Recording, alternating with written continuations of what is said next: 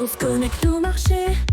Allez, petite vidéo sur un trend qui est à la mode actuellement, l'euro-dollar. Effectivement, l'euro est très haut actuellement. Alors, on n'est pas à des plus hauts. Je veux dire, en 2021, on était plus haut que ça. On était à 1,18 pour un dollar.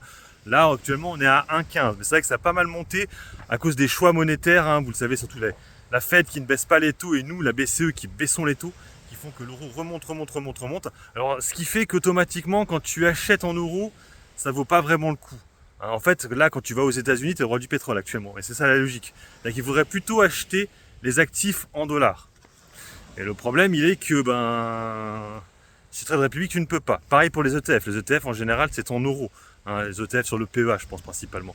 Donc, du coup, c'est un peu compliqué actuellement de prendre comme ces ETF-là. Bon, après, c'était long terme, c'est pas gênant. Mais ça peut poser problème parce qu'effectivement, tu les achètes un peu cher, étant donné que l'euro est très très haut. Alors, quelle solution tu as? Bien sûr, d'acheter en dollars directement. Alors bien sûr, sous Trade Republic, tu ne peux pas. Hein, c'est ça le problème. Tu es obligé d'acheter en euros. Après, bien sûr, il y a d'autres possibilités. Hein. Tu peux, via Bourse Direct par exemple. Hein. Je te mets là les liens qu'on appelle ça, de parrainage, hein, si ça t'intéresse, sous ma vidéo. Tu as aussi De Giro. Hein, c'est toujours mon broker, je ne suis plus vraiment. Mais De Giro, c'est possible aussi d'acheter en euros. Hein, c'est en dessous de la vidéo aussi. Et sinon, après, il y a Interactive Broker. Là, pour le coup, je ne suis pas du tout, je ne l'utilise pas.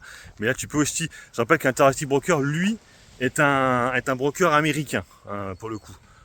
Pour ce qui est de Giro, en fait, il est allemand, mais il te permet d'acheter directement en dollars. Le dollar, en général, les actions en dollars directement, ça coûte 2 euros. Interactive Broker, ça coûte moins cher. Je crois que ça coûte 45 centimes, un truc comme ça. Après, il faut vérifier quand même. Hein. Je crois qu'il n'y a pas d'IFU, mais je crois que sur De Giro, il n'y a pas non plus d'IFI. C'est vrai que, pour être honnête avec vous, c'est vrai qu'Interactive Broker vaut plus le coup, financièrement parlant, mais c'est un peu plus l'usine à gaz.